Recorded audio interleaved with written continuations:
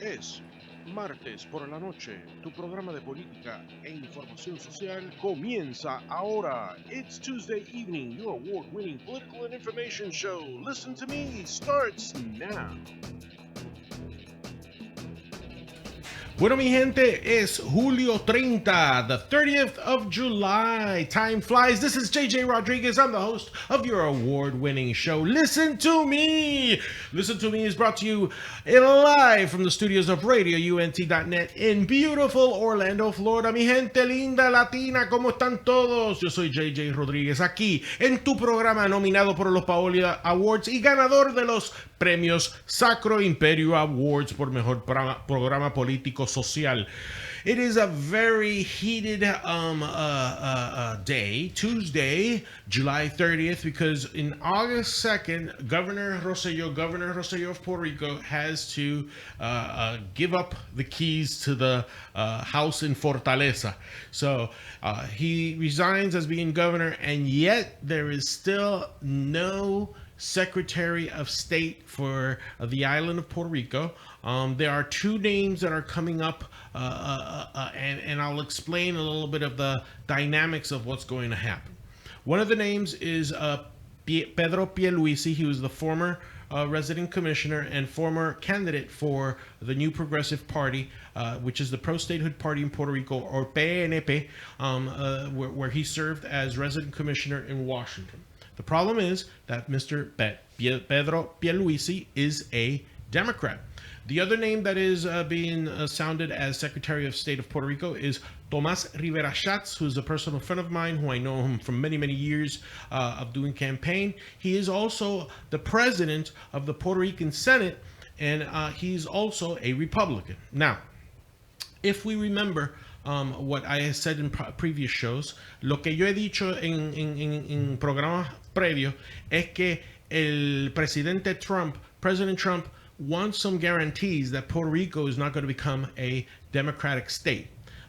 Why? Because Puerto Rico was an experiment, a social experiment created in the 50s by the Democrats because they didn't want to give Puerto Rico statehood in that time. They thought Puerto Ricans were beneath Americans, so they decided to say, well, we're Democrats here, but Puerto Rico stays there. We're going to make a little bit of experiments, and there has been other experimentations. If you don't have to believe me, you could Google it, and you will see throughout 150 years of colonial rule from the United States, there's been all types of experimentation. Now, here nor there. Basically, if you can open that door, that's Mila. All right. Hello. Okay, we're in live radio, so yes, we have things happening right now. Mika, how you doing, dear? Ahora. Bien. Bueno, como le estaba diciendo, el presidente Trump le había dicho al gobernador Pedro Rosselló que quería dos senadores republicanos. President Trump told Governor Rosselló in the Oval Office that he wanted two Republican senators for the new state of Puerto Rico. And Rosselló said that Puerto Rico would be an excellent battleground. Well, this is the dynamics.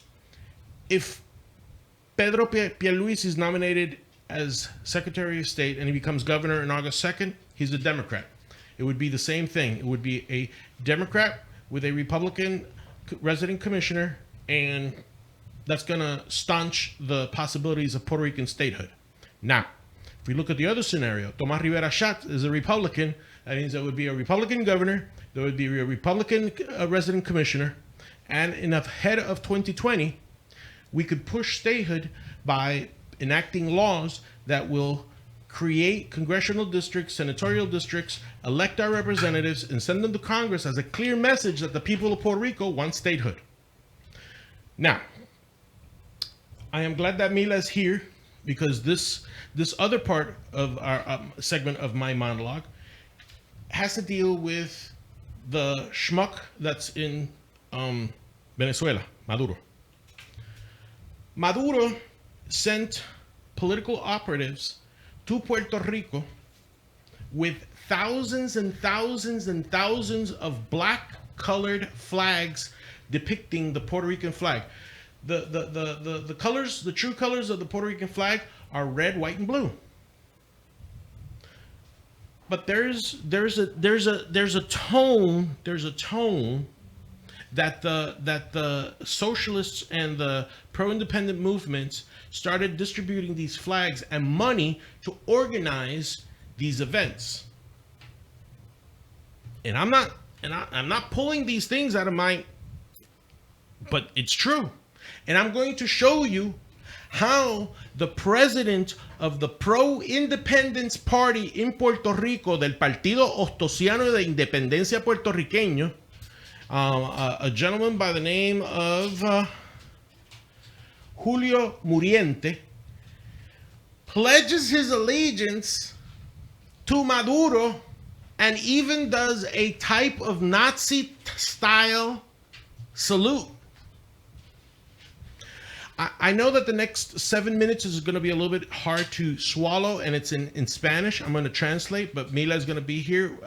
After we talk with our distinguished guests that are here, we're going to go back to Mila, and we're going to talk about this. Because they've captured a Venezuelan official in San Juan, Puerto Rico, with $35,000 and almost 120,000 black Puerto Rican flags. Black is the color of the Socialist Party in Puerto Rico.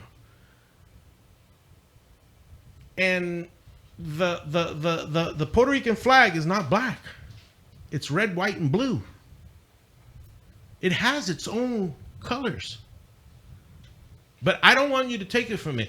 There's a lot of pro-independentistas that are jumping up and down, saying that, well, Puerto Rico has a right to claim for independence just as the United States did from the British. Yeah. But there's also the will of the people. 97% claimed that they want statehood, que quieren la estadidad para Puerto Rico en el 2016. Even if you tell me, but that was only 23% of the voter population. Well, you know where we force people to go vote? In a socialist country, in a place like Venezuela. They force people to go vote because they want high participation for one party. And one party alone. But don't take it from me. This is Mr. Julio Muriente, presidente del Partido Independentista Ostosiano en Caracas, Venezuela, tal como lo transmitieron los canales televisivos en Venezuela. Tenemos el audio concreto y completo, son 7 minutos. Sé que va a ser difícil de tragar, pero óiganlo por favor. Then we'll come right back. Compañero Diosdado, compañeros de la dirección de la Revolución Bolivariana, compañera Mónica, compañeros y compañeras. Y venimos aquí a reiterar nuestro respaldo a la causa de la autodeterminación e independencia de Puerto Rico.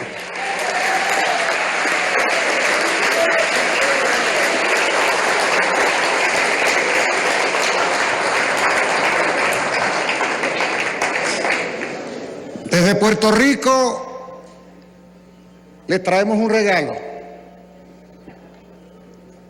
a la querida Revolución Bolivariana de Venezuela y al Foro de Sao Paulo. Cientos de miles de puertorriqueños y puertorriqueñas en las calles levantando las banderas de la dignidad, levantando las banderas del respeto, levantando las banderas de la integridad patriótica y nacional frente a la corrupción económica y moral de un gobierno desacreditado y marcado como gobierno perverso, como gobierno indeseable. Anoche,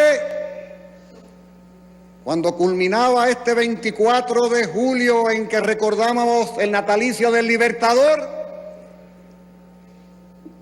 renunciaba el gobernador colonial anexionista Ricardo Rosselló porque no pudo aguantar el empuje del pueblo de Puerto Rico en las calles, porque nos lanzamos a las calles a defender la integridad de esta patria caribeña y latinoamericana.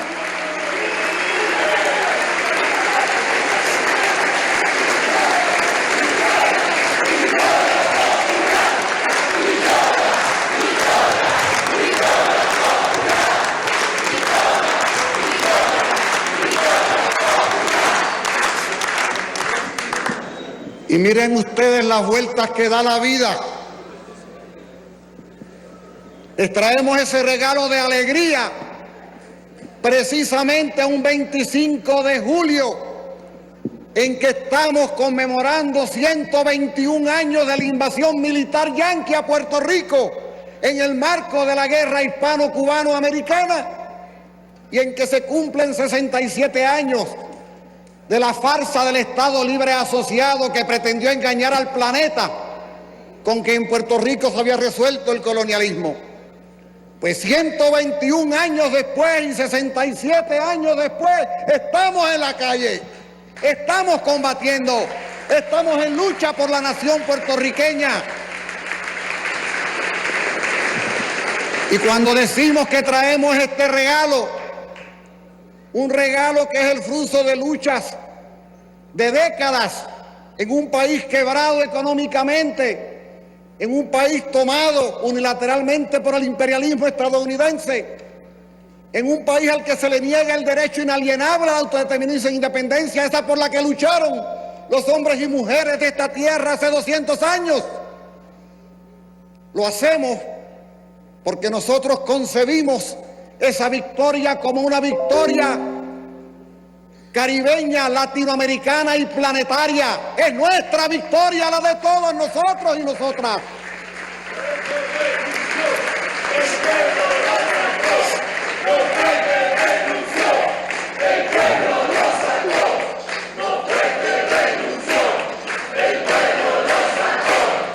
Y esto que estoy diciendo es importante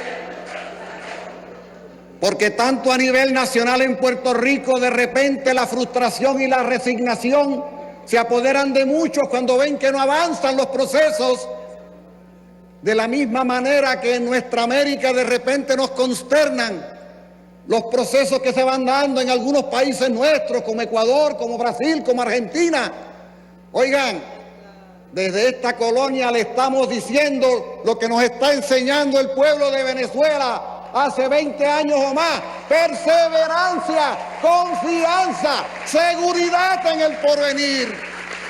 Los hombres, las mujeres que han luchado posible con el concurso del apoyo activo de todos ustedes. Agradezco a nombre del pueblo de Puerto Rico tanta solidaridad. Pueden estar ustedes seguros que esta coyuntura que hay en nosotros, enfermos, de los fallecidos después del huracán, y el pueblo ha hecho un ejercicio maravilloso que todos debemos celebrar, de manera que sirvan estas palabras que agradezco profundamente que me hayan permitido transmitirles a ustedes, para que en la medida de lo posible, en ese ánimo anticolonialista, en ese ánimo independentista, en ese ánimo de soberanía nacional y lucha patriótica hasta la victoria, Puerto Rico y la experiencia vivida en estos días permita que desde ya haya en nuestros corazones y en espíritu una gran alegría, la alegría de la victoria alcanzada por el pueblo en las calles. ¡Que viva Puerto Rico libre! ¡Que viva el Foro de Sao Paulo! ¡Que viva Venezuela bolivariana! ¡Que viva el comandante Chávez! ¡Que viva el presidente Maduro! ¡Que viva la unidad de nuestros pueblos! ¡Patria o muerte!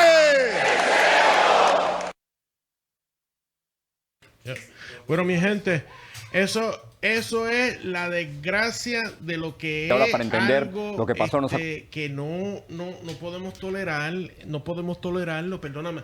Es que hasta Mila se me enfermó cuando vio eso. But did you see how did you see? And I know that we're on radio and probably they couldn't see it, but they were using a Hitler stance, kind of like a Black Power, yeah. They were using kind of like, but it mimics more the Hitler stance and salute than anything else. People saying that the marches in Puerto Rico were something that they wanted to do in favor of the independence of Puerto Rico, when in the history, the college electoral history of Puerto Rico, the Independence Party has lost its franchise in 13 elections. El pueblo de Puerto Rico debe de tener claro que si es bien que ellos se pronunciaron, se manifestaron para la salida de un gobernante que cometió errores en materia de corrupción o lo que fuere, este momento no es un momento para aceptar que un partido con ideales socialistas totalmente ventilados en este nefasto foro de Sao Paulo, de Sao Paulo, desarrollado en Venezuela, un país que se está cayendo a pedazos.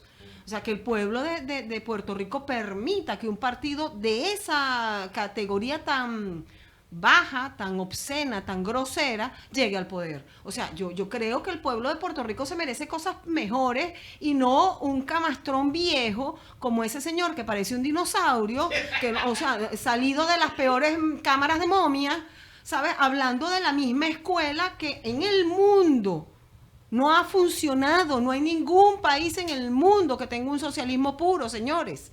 Ninguno. What Mila Márquez is saying is true. She comes from Venezuela, and she knows the damage that socialism has done to her country. And also now seeing that this gentleman that is the leader of a independent movement, socialist independent movement of Puerto Rico, in the Foro of Sao Paulo, in Caracas, Venezuela, that is destroyed, wanting to push for independence to an island that the people has resoundingly said no to independence. He's calling the United States imperialist, capitalist. Well, we are American citizens. Nosotros somos ciudadanos americanos. We have the right to move from Puerto Rico and to the United States. Disfrutan de los beneficios de los ciudadanos americanos. O sea, entonces, ¿cómo tú vas a hablar de imperialismo cuando tú disfrutas de los beneficios de los ciudadanos americanos? O sea, ¿cuál es esa dualidad de querer destruir u ofender a los Estados Unidos y eres ciudadano americano? Eso se llama hipocresía. My dear Mila, what you've defined right there, if they criticize the United States of being an imperialist, if they criticize the United States of being an imperialist country, why are they deriving the benefits of being in the United States? Because Puerto Ricans are United States citizens. See, that is my opening monologue with Mila, and that's why I had to share this with her, because I know the thing of it is that I know that there is a connection between Venezuela and Puerto Rico. And it's in the form of a warning. If we do not fight for statehood in Puerto Rico, this is what is the other side of the coin.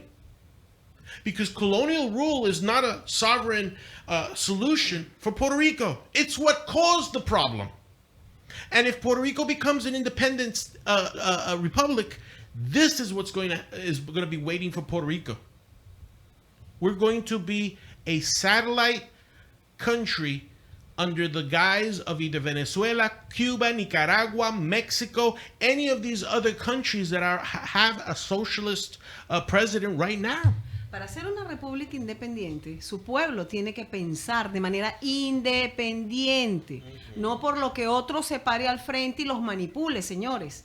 La única forma de que Puerto Rico sea una república independiente, si realmente es lo que quieren ser, es que piensen de manera independiente, pero ustedes no pueden permitir que venga alguien con manipulaciones vulgares de situaciones, valiéndose de situaciones perversas para someter a una sociedad y hacerle ver a una sociedad que van por caminos equivocados. Señores, defiendan su democracia, porque después va a ser bien tarde. Y se lo dice una venezolana que está aquí en este país, gracias a Dios, Señor, esperando que este país me dé la oportunidad de ser ciudadana, lo que ustedes son y no lo quieren aprovechar.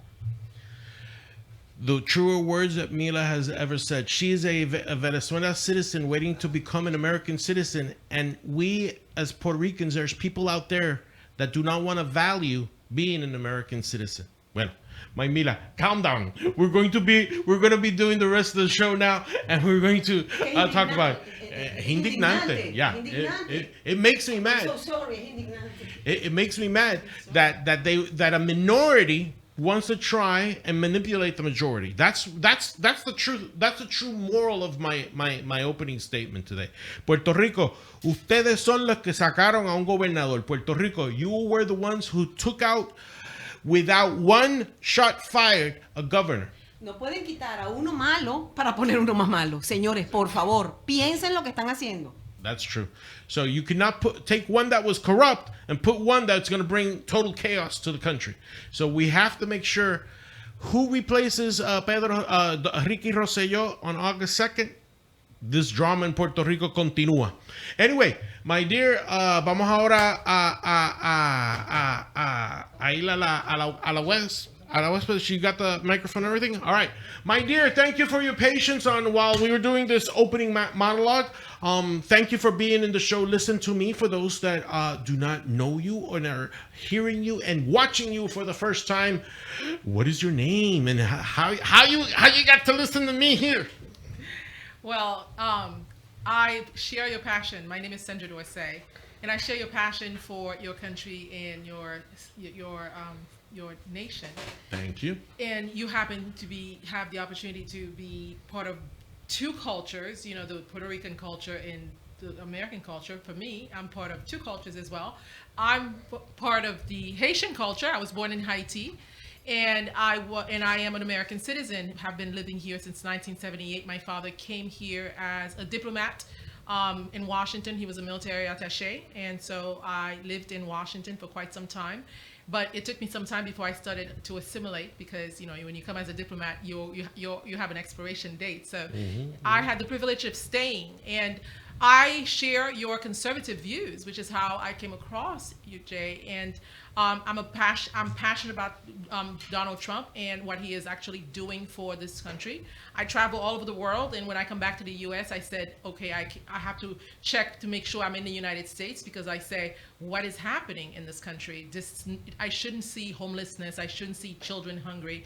I shouldn't see poverty in this country. So that's what's led me to become more active as a conservative, and also knowing what the socialist mindset has done to Haiti. We had, after we did have a dictatorship, which my father worked for, and I am proud to say that Haiti knew some prosperity under that government, but when it changed, and I'm not for dictatorship, but I could see the value in certain systems.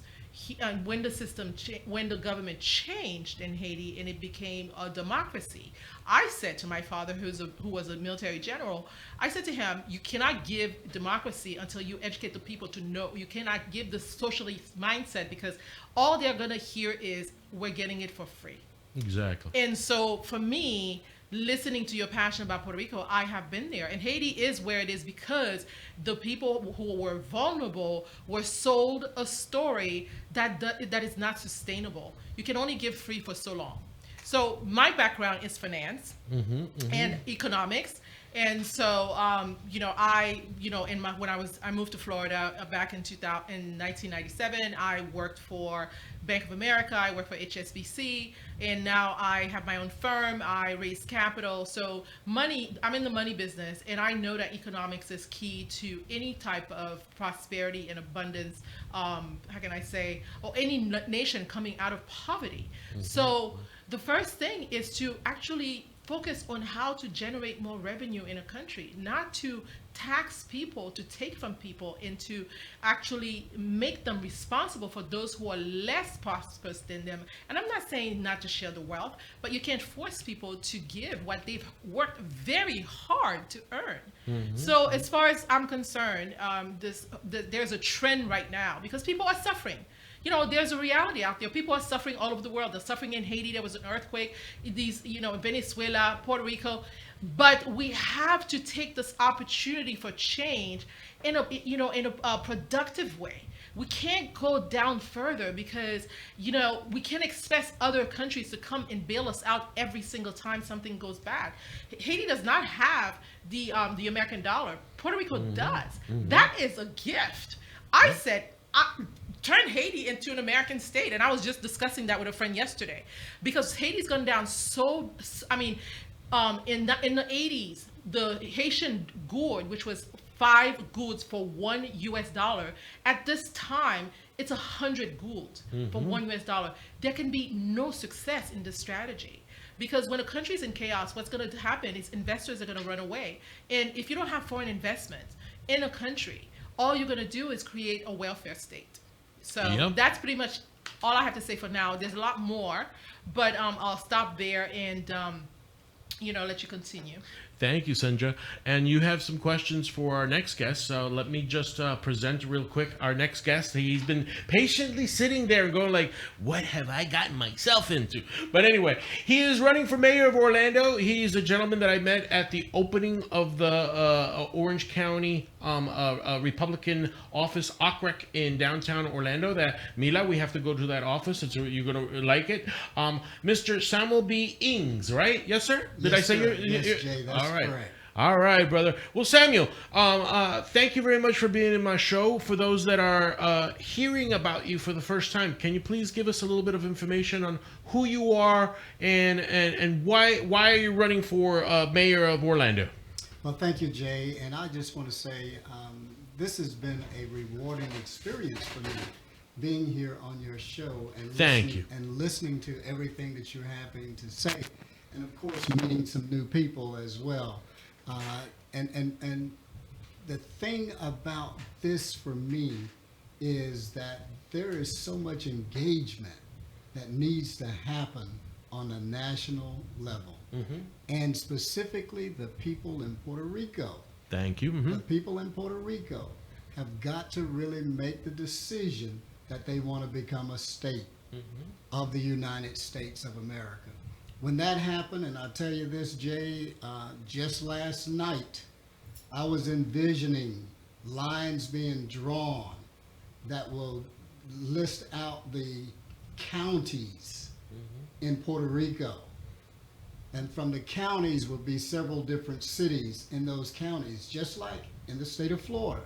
You have Orange County, you have Miami-Dade County, you have Duval County, all of those counties, but you have different cities in those counties as well.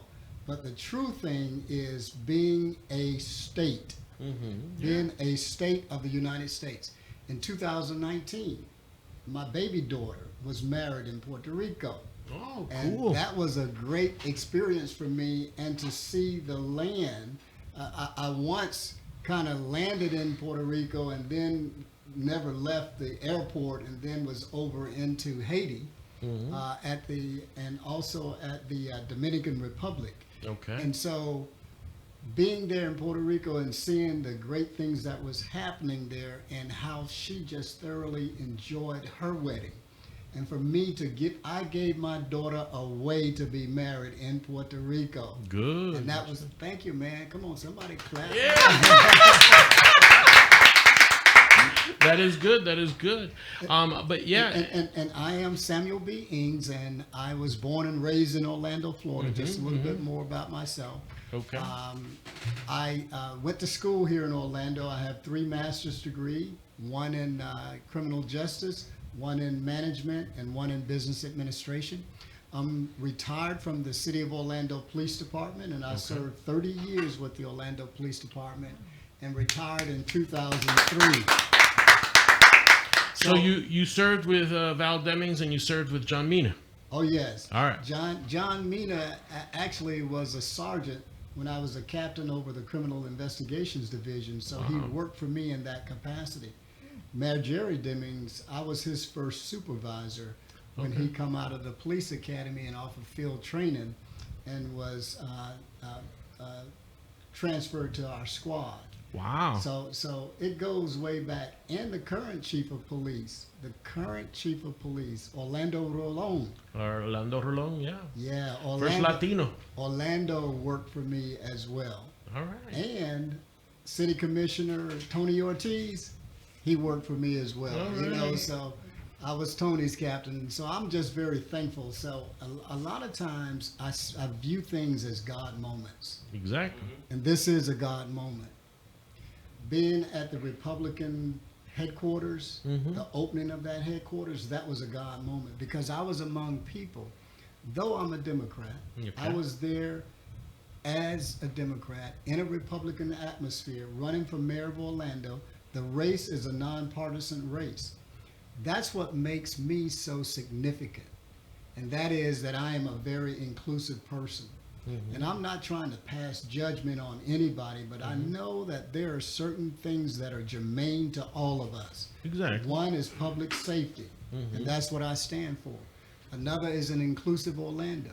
Another thing is economic development, because we all want to grow and want to see our businesses and our communities and our neighborhoods grow. I want to see seamless communities. When I go from one to the other, they all look good. And I think that's what's important for me. And then I want to make sure that we have some great roads out there, because I'm tired of the potholes. They affect my car. Amen. I'm tired of the potholes, and I'm tired of calling and trying to get them repaired and all of this kind of thing. No one should have to call, because if the police officers are driving on the road, they see a pothole, code enforcement officers or any other city workers, they should be reporting it to that city department that's responsible for it, and it should automatically be repaired or resurfaced. So those are the kinds of things that I am concerned about and passionately concerned about, because it is about our people. Our people are the ones that we have to take care of, and we have to make sure that from a public safety perspective, crime and prevention and police safety, they have to go hand in hand. Police and the community have to work together. Sí, yo estoy de acuerdo en eso, que el señor Samuel B. Ings, él es demócrata corriendo para la alcaldía de Orlando, que es una candidatura sin adscripción de partido político. It's nonpartisan, que no tiene ninguna afiliación a ningún partido político. Sin embargo, el señor Ings ha documentado que quiere que la comunidad y la policía trabajen más estrechamente para que pueda haber prevención, educación, y así es que todas las comunidades se vean lindas, that all the communities look seamless. Samuel, if I may call you Samuel, what else? But anyway, before we go to that, Ms. Sandra, you have some questions for the candidate also that you had prepared also, right? Well, thank you so much, Jay, for passing the mic. My, I meet candidates every day, and I always ask,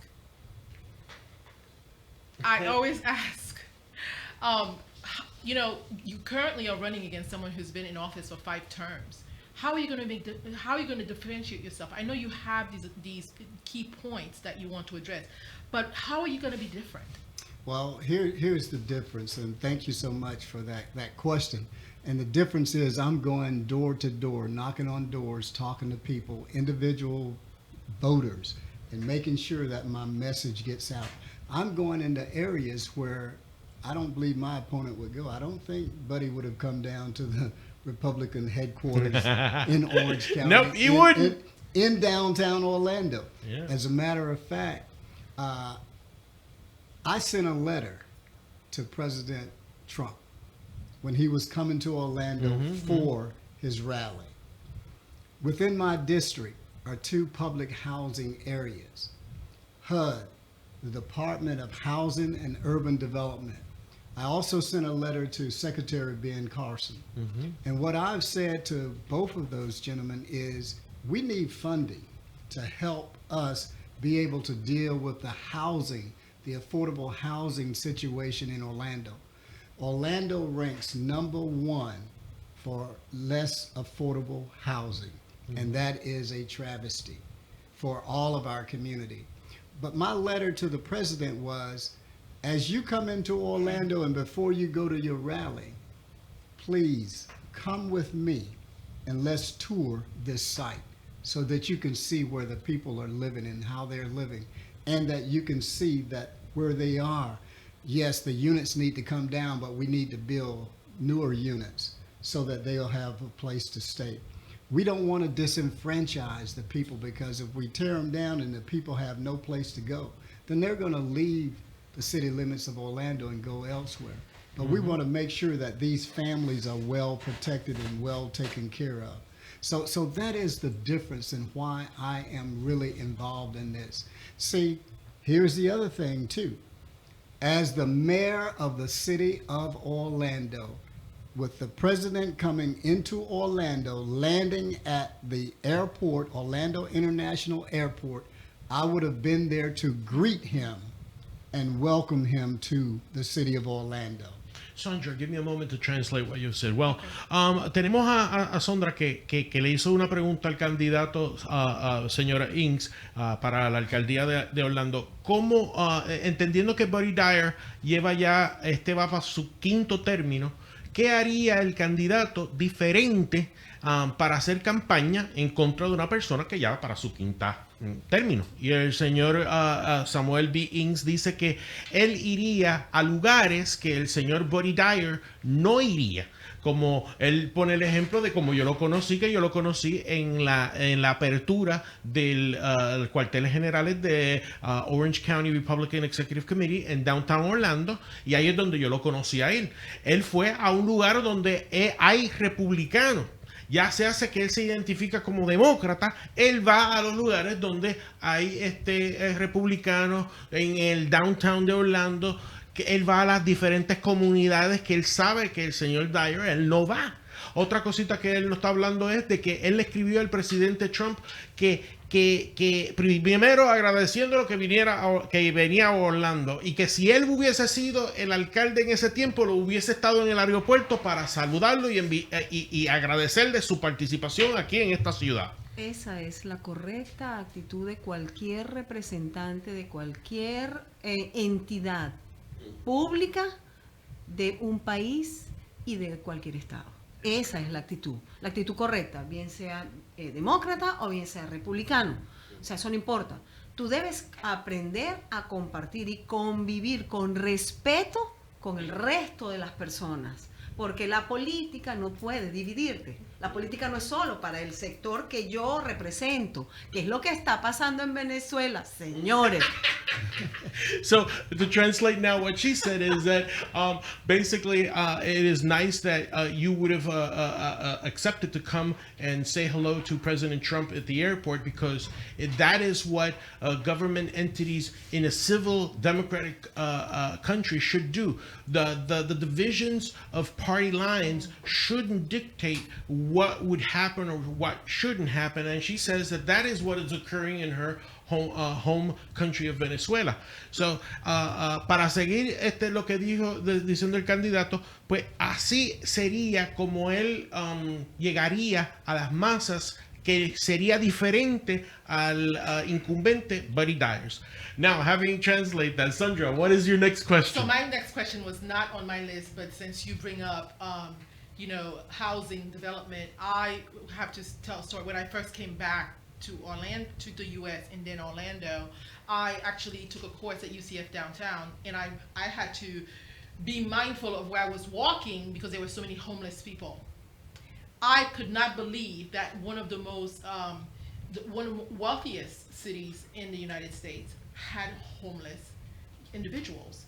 And so what you plan, I know you talked a little bit about that, is that something that you actively plan on addressing?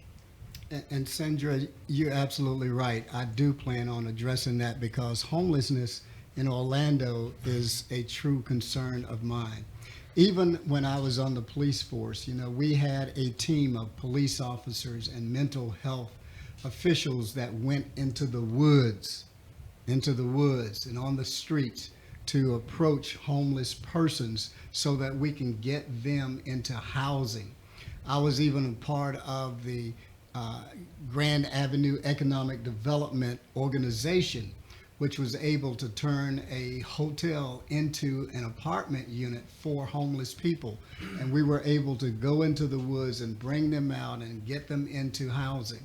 The other aspect that concerns me too is their mental capability. Yes. And we have to get there, because we have to, just like when we change clothes every day, when we shower every day, we want those individuals to feel the same that we feel, that they are somebody and that they are worth saving. Mm-hmm. And so we have to go into the trenches to do that. And when you speak of homelessness in downtown Orlando, really, when you look at California, there are tents on the sidewalks. And that shocked me, and I just really couldn't believe Seattle that. too. Yes. Yeah. And San Diego. You know, San Diego. so we do have some serious problems, but what we have to do is attack those situations on how can we best cure them and make them much better. Bueno, pues traduciendo lo que dijo el candidato, mi amiga aquí, Sandra, le preguntó cuáles son sus estrategias para tratar de ayudar a las personas que están viviendo en la calle, que están sin hogar. Y el candidato dice que él quiere tratar de hacer unos equipos de trabajo que vayan de mano con la policía y trabajadores sociales, que vayan a las trincheras, que vayan a donde estén, porque literalmente él tiene razón, las personas viven casi en bosques. They do live within the woods and they live in the forest. So, tenemos que sacarlos y tenemos que darle la ayuda no solamente de ponerlos en una casa, sino hay que buscar reinsertarlos a la sociedad. Y la manera de reinsertarlos a la sociedad es estimularlos. Si tú no los estimulas y no los motivas, porque son personas que, lamentándolo mucho, tienen su autoestima demasiado deteriorada, no le das una oportunidad, jamás se podrán reinsertar. Habrán unos que no vas a poder recuperar jamás, pero puede haber un buen porcentaje que puedes recuperar. Siempre los números siempre están ahí.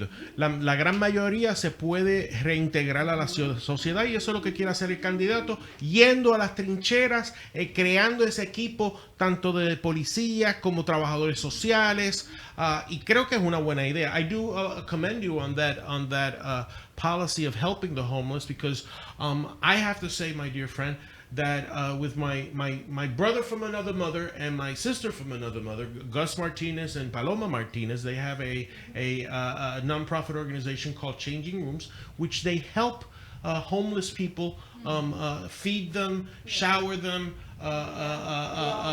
clothe them, free clothing, even children, so they could go to their food, so they could go to their prom. So we invite you to come to the Thanksgiving dinner, where we feed thousands and thousands of people, because I've personally been there being the master of ceremonies. We entertain them. We have free music, prayer, food, clothing, haircuts, showers, and I do recommend you. So please don't break my heart, because you're one of the few Democrats that I let come into my show.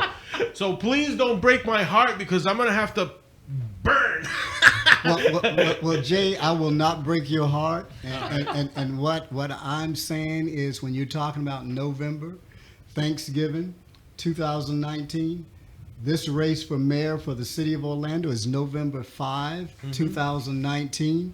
And what I want to hear the election results say, and we have a new mayor of the city of Orlando, Samuel B. Ings. And so when I come to that banquet, I'm going to be Mayor Samuel B. Ings at that banquet, celebrating with you and doing what we can to help the people. I just want to say one more thing about the homelessness. What touches me, and I have my undergrad is in psychology, so I see the mental health component of this. But the most important thing is the fact that a significant number of these homeless individuals are ex-military. Exactly. They have served this country. It is unacceptable that we are not taking care of these people when they come home. And not only that, they are being re-traumatized by being rejected by the system. That is unacceptable. My father was a uniformed man. Of course, he didn't serve in combat. I don't think Katie ever had. Anyway, but I cannot imagine for his service, for him to receive that type of treatment. These people should be, propped up, honored each and every day of their lives for what they sacrificed for our freedom.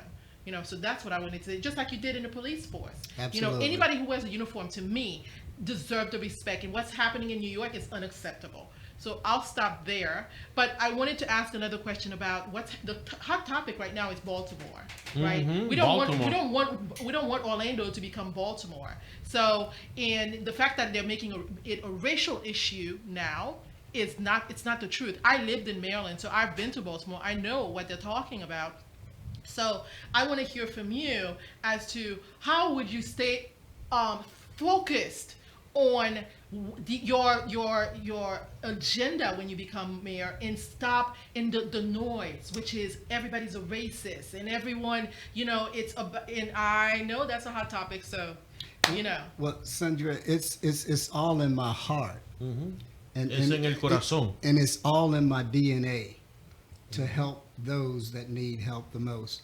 I really believe in the nonprofits. Yes. And I believe in the associations that are out there, the business associations, the group associations, because they are pouring into our community and trying to do everything that they can to uplift not only our seniors, but the young people as well. And we have to get those children that are pre-K and pre-kindergarten and help them move on through their grade levels, because reading is so important. Mathematics is so important. Writing is so important. And we have to do these things to make sure these kids are empowered to be successful. How can they be entrepreneurs when they can't even sign a check or write a check? How can they be entrepreneurs? Cuando tradúcele, porque va directamente para el señor. Cuando eres un servidor público, When you're a public servant, por vocación by vocation y pasión, and passion, el amor va a salir en cada una de sus actuaciones. the love will come out in every of your actions. Porque él va a amar todo lo que hace Because you're going to love everything you do. y por ende va a amar a su pueblo. And you're going to love your community, your county, your city. La va a defender y la va a proteger. And you're going to defend it, right? Right, Mila, I'm going to do all of those things. All And you right. know, when I talk about an inclusive Orlando, it means everybody. No se gente. It's Ese our es el tipo family. de político que necesita cualquier país en el mundo. Es esta la figura política. This is the type of politician that we need in this country and in any other country. Well, you know, and I was telling Sendra about remembering Haiti after the earthquake, January 12, 2010. And each year since that time, I've been remembering Haiti, and I've had guests to come and speak in City Hall to talk about being in the rubble, underneath all of the rubble.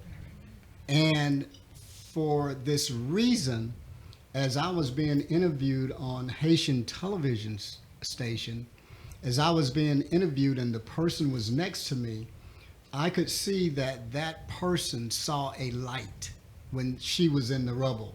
So when she began to talk, she said, and as I was buried underneath the rubble in the building, I could see a little light shining. And from that little light, she was able to find her way out of the rubble. And so she began to talk to us and talk to everybody. And it made a difference in what we were all about, because we cannot forget what happened with Haiti with that earthquake. So many things are going on. Haiti got its independence years ago. 200 plus. Years ago, January 1. And from that, they helped to fight in the U.S. war. And we're still fighting. And of course, we are still fighting, or they are still fighting, because And we have a president who is a fighter, and I love that man. I do, because he does not. He is fighting for this country, and I am. I'm grateful to be an American at this time, and people like you, Yes. patriots Yes. who don't divide but who unite. No, that's what we need. We have to unite, and that's what makes an inclusive Orlando so That is important true. to me.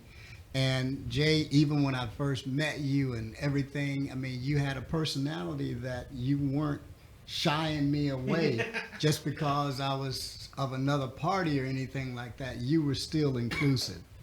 And coming in here and meeting Miguel, man, I tell you, it was. I smelled the food in the air. And see, and I was a little upset with Miguel because he didn't say, "Have some, brother."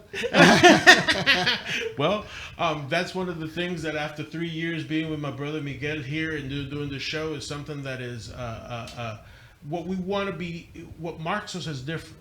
We're passionate. We may be funny. Yes, I am a Republican. I am a pro-statehooder. I love my President Trump.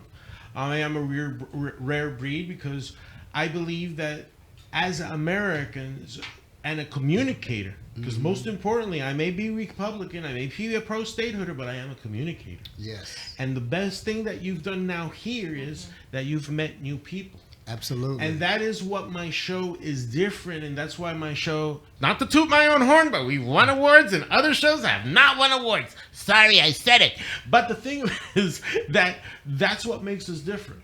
Because if we don't share these ideas, rather than, because I know that there's some people that are Democrat that really don't like me. They don't. But I could say that you could become a friend. Well, and if you do become mayor of Orlando, I really want to become your friend. Yeah, we're already friends now. And you know, Jay, and what's really interesting is that I have two other people that are here that I just met the first time today coming into this interview. And at the same time, it's like, man, I don't know these folks. I need to get up and leave. But my spirit, my true spirit inside would not let me.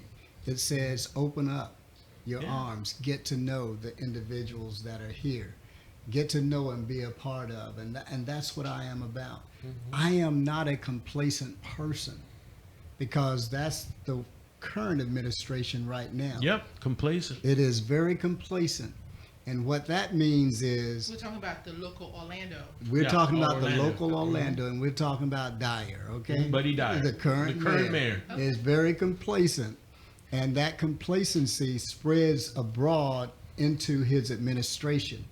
And so people don't have the access to City Hall like they should. They should be getting great responses from the city, because we are the representatives of the people. And we are that government of the people, for the people, and by the people. And we should never exclude anybody at any time. Mr. Dyer needs to understand that he's there to serve us. Él está ahí en ese puesto para darnos un servicio a nosotros, no de la otra forma. Muchas cosas que ha hecho ha rayado en contra de la fibra de lo que debe de hacer un servidor público. Por eso es que, pues, invito a este caballero, Mr. Samuel B. Ings, to be able to talk about his different view for the city of Orlando, because in reality, I think after 5 terms, dude, take a break, go fishing, visit Walt Disney World, Universal Studios. I bet you haven't been. Well, yeah, he probably been there about 1,000 times. La creatividad del hombre es infinita y debe ser utilizada para mejorar. Eso es así. The creativity of mankind should be used to do different things. Samuel, how do people get a hold of your candidacy? Do you have social media presence? There's a website. How can they help you? Oh, yes, I do, and it's www.ingsformayor.com. www.ingsformayor.com. And then also, Jay, now we accept donations too. So when you go online, there's a little button that says give or donate, and you're welcome to do that. Right. And then you can also send a campaign contribution to me via our P.O. Box. Make your checks payable to Samuel B. Ings Campaign, and send it to P.O. Box 551306, 551306, Orlando, Florida, 32855. And that'll come to us. And this is our way of saying thank you for believing in us and trusting in us and helping us to get our message out to the people. Because Samuel B. Ings brings in a honest, open, and transparent form of government where you really feel involved and included. Now, the current mayor has been there for 16 years. Now, to add on and get reelected for another 4 years, that's 20 years as mayor of Orlando. Time's up, buddy. All right. So let's go for one more question. One more question from the audience. I received a text from a fellow conservative. All right. And she wants to know why you are a Democrat. Yeah, because my dear brother, with all due respect, the way you've been speaking is like, are you really a Democrat or what? But then again, you know, each party has its ideas. Conservatism. Yes. Each party has its, because it's not way out there, left somewhere in left field, you know, like they say and all of that. And And as I was picked up out of the water in the basket, that's where I fell within that area. But I am just so thankful because one question that you asked earlier was, why am I running? And I'm running because God told me to run. Wow. He told me to run for mayor of Orlando. He also told me in 2004 to run for mayor of Orlando. And of course, I didn't win. But there were 5 of us in the race, and I came in number 3.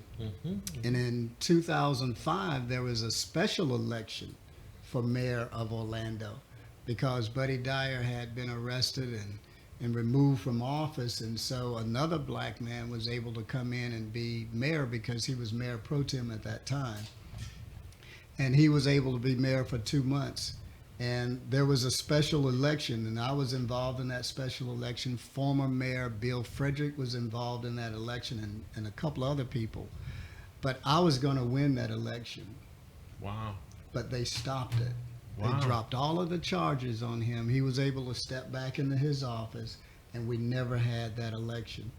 And so in 2006, the seat became available for District 6 Commissioner, and I got into that race as well by the Lord's prompting. And when I got into that race, there were 5 of us in that race. Myself and former Orlando City Commissioner and former Orange County Commissioner Mabel Butler was the other opponent in that race. So we were in a runoff together.